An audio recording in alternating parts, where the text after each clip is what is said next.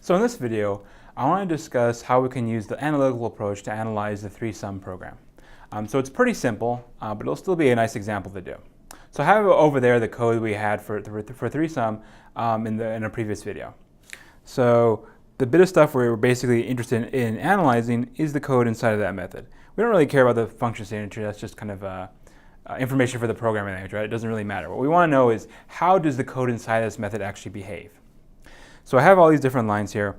First thing I need to really do is think about what do I want to analyze, right? What is going to be my cost metric, right? What is it that I'm going to count up, right, with my growth function? I don't want to count, something like, this line over here. So this is int count equals 0. If I want to write a growth function for this method, I don't want to do it for something like this because this is always going to happen just one time, right? That's not very useful, right? Is it really useful to say that the growth function for this is just equal to 1? It's not. Same thing for the line above it, n equal a dot length. That again is something where you look at it and you're like, well, it happens once. So is it really useful to write a growth function for it? So looking at our whole program, right, what we want to do is basically pick a particular part of it, right, to analyze, right, to count up. Now, the general idea, right, is we want to look for something that's maybe either expensive, right, or it takes a long time to do. It takes a long time to do, or something that happens very, very frequently. So what I want to go actually with is with this assignment line in here, or this comparison line in here. So this line is basically where we check to see whether there's a triple that sums to 0. That's basically my main work that I'm doing, right? The whole point of my program is to count up how many times that thing is true. So to me, it makes sense to say, okay, that's what I'm going to count up. I'm going to count up how many times that is evaluated. So that line there, right, this if line, will be exactly what I count up. So my growth function, right, my f of n is basically going to say, okay, for a particular size n input, right, meaning the number of data points, f of n is going to compute the number of times that assignment happens, right? And so that'll be a pretty good metric for us just because that number of assignments is definitely going to grow with the input size. So we'll use that. So if we want to do the analysis for us, what can we do? So I'm going to actually use maybe a little bit more of a mathematical approach than some of the other examples we've done here. And what I'm actually going to do is I'm going to use sigmas to figure this thing out. So you notice there I have this expression already drawn at the bottom, right? These 3 sigmas, and then there's the 1 in there. Let's talk through this. This is actually basically this is our f of n, if you would. Actually, I can draw that in there. Let's say right is f of n. I'll stick with capital N just because that's in the picture already. Is equal to these 3 sigmas. So that will be our end result. But I mean, how do we get there? Well, looking at our code, what we want to do, right, is basically start at the line that we're analyzing. So we're analyzing this line here, right, this if statement. And this line, just for sake of argument, if we're kind of blind to what happens in other places in this method, it'll be run exactly once. So that's actually where my 1 comes from, right? Because that line only exists once. If there was maybe 2 if statements in there, right, that maybe check those 3 values, there's some, maybe it checks it twice, I have 2 different if statements, then maybe I'll have a different number in there, like 2 or 3. Well, it would be 2 in that case. But because I only have that 1 if statement, right, there's only one thing happening there, just one comparison, I'll put a 1 in there. And then what I'll do is I'll work from outside to in. So the next thing I'll analyze is basically my first for loop. So this for loop is basically saying that that if statement is going to happen a bunch of times. So what I'm doing in this kind of approach is to say, okay, I'm going to write a sigma to sum up the amount of work that's done by this for loop. So this for loop runs a bunch of times, and each time it runs, inside it does an if statement, right? It does that equality check. That is the work it is doing. So my summation is summing up all the different times that that if statement is evaluated. So I want to basically figure out or model, right, how many times that for loop will run, right, to figure out how much work it'll incur. So what I'm doing is basically adding up all the different iterations, right, the work that's done during all the different iterations. And so I'm writing the sigma here that basically follows the bounds of my if statement. So my if statement starts, my for statement. My for statement starts at j plus 1, and you may notice that our j plus 1 basically ends up over here. Right, you can still see we even got our k equals over here. And then our upper bound, right, our n, appears over here at the top of the sigma.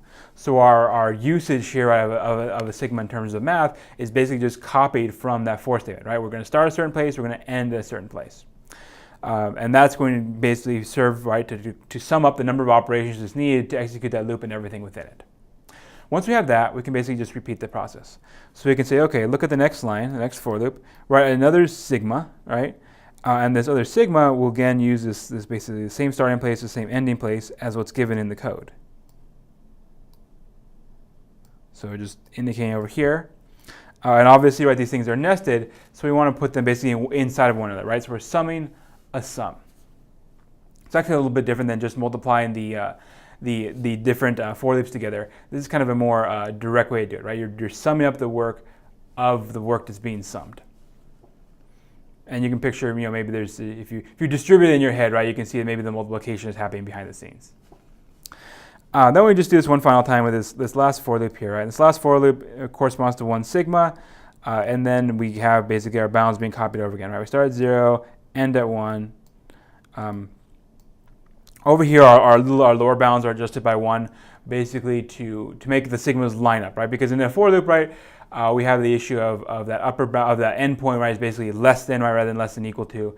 And so there's kind of this thing we need to massage to make sure that we're touching exactly as many, or we're analyzing exactly as many elements as will actually be seen by that for loop. Okay, so we've basically gone through here, right, and converted each of these for loops to a sigma. And so now we have what amounts to an exact expression. Now, if we want to do some sort of other analysis, right, and where we maybe say, oh, hey, this looks like, goes from 0 to n, so therefore it happens like O of n times, maybe the other one happens O of n times, the other one happens O of n times, right? We could have done that style of analysis as well, right? That would have been fine. There, right, we basically would have had to multiply everything at the end, and then at the end we would have said that this is O of n cubed. That's completely fine. But that's basically an approximation, right? Big O is an upper bound. It's not an exact value. It's not a type bound. Here, what we were interested in is trying to obtain the actual growth function, right? The function that exactly gives me the number of times something happens in this program. So that's what we've done here with our sigma notation. And every sigma, right, is mapping exactly to a for loop with the bounds copied over. All right, so we have this expression here. So this is our f of n. So we have our exact growth function that we can basically plug in a particular problem size and get back out how many different comparisons are going to be needed in order to analyze that input. All right. So, okay, there's actually a question here in the bottom of the slide I do want to talk about. So it says, could we instead pick the number of times increment, right? So this is referring back to what is our cost model, right? How are we picking what it is we want to count up? We decided we would go with the equal, but then the other choice maybe would have been the plus, because that's something that maybe happens frequently in a program. It's going to be less frequently than the equal, but it's still pretty frequent. Now that plus, well, it's not going to be the best thing for us to choose. And rather than answer that question right now, I want you to think about that, and then in a future video, probably the next one, we'll discuss it more in detail. So I'll give you that hint. It's not a good idea to count the plus, but why is it? All right, so getting back to that growth function, that f of n. It's kind of bulky, right? If I want to evaluate f of n for a particular value of n, then I need to evaluate 3 sigmas, and it'll take me a little bit of time. I maybe need to actually get a calculator, right? It's not something I can easily do. So what can I do? I can try to simplify this. So ideally, right, I would just have some polynomial there on the right-hand side that has basically the closed loop solution to this, right? That basically just has, okay, it's, something, n cubed plus n squared plus something, right? That's what I want. So what can I do? I can maybe think of having this, well, I can try to flatten it, basically. And there's a bunch of different approaches to doing this. One maybe easy thing you could do is basically convert those sigmas into integrals. And basically those discrete sums, right, instead we treat them as continuous sums. We can put those in there, right, evaluate all those, and we'll get an approximation. So over here, right, we're basically saying, okay, the sigma form that we talked about, take that, convert it into integral form, right? We have to put on our dx's, of course. And then that gets us in the end, right, this 1/6 n cubed. But that's an approximation, right? Remember, right, the integrals, right, are about basically this assumption that we're treating our variables, right, as being these continuous things, versus the sigmas are about discrete variables, right? So there's kind of this little margin of error, right? If you maybe picture back to when you took calculus, and there's this idea, right, of when you're doing integration, right, you have either your kind of little thin slices you cut out from under a graph, or these thick ones, right? The thick ones are kind of more discrete. And there's always this little area right between those thick ones and the graph that's basically your margin of error. So that's what we've kind of lost here. We've only recovered an approximation. That said, it's still a nice thing to do because usually integrals like this are going to be pretty easy to evaluate, and you can just do them in your head. So that's one thing to do. Another thing that people do a lot, or used to do, and thankfully we don't have to do it anymore, is they used to use tables of summations.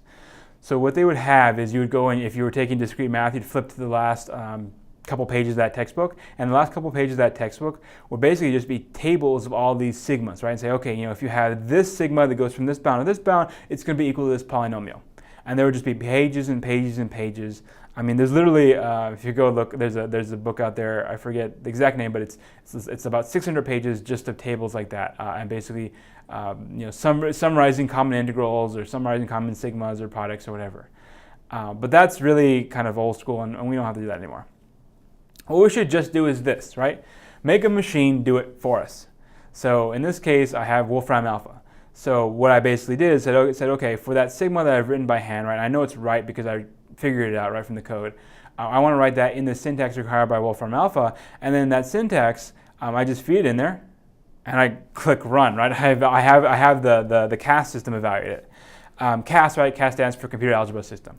You don't have to do this just on Wolfram Alpha, right? You can put this on something like Mathematica. You can put this on your TI-89 if you're lucky enough to have one, right? And find out what is the result. So don't actually bother with all the algebraic steps. Don't bother looking up stuff. Just make a machine do it, right? There's no sense in us having to memorize how to do this. And so then over here, right, what we have is the result that we're looking for. So this is the exact result. So my f of n, right, my f of n at the end of the day, right, once we've cleared out or simplified those sigmas, is equal to 1/6 n times, and then in parentheses, n2 minus n3 plus 2, close parenthesis, right? So that's an exact solution. And that's what we want when we talk about growth functions. We want an exact number of times something happened, right? An exact number of comparisons in this case. So that is our kind of end result, right? We have our f of n, we're good to go.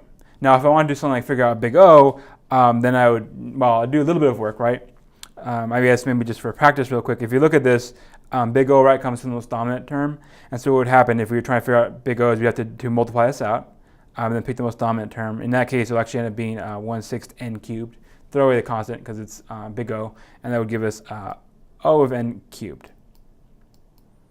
For tilde, right, tilde we don't throw away the constant, so the tilde of this would be 1/6 n cubed. Okay, so there you have it. That's our kind of our analysis of this ThreeSum program using the sigma approach, which gives us the exact answer. One kind of note here is that sometimes you'll play with your bounds. So over here, right, we adjust these a little bit in order to get them to match exactly with the code. Sometimes people won't do that. If the kind of the expression you generate is really hard to evaluate, like not even the CAS can do it, then maybe you can play with your bounds a little bit, right, and maybe loosen them up.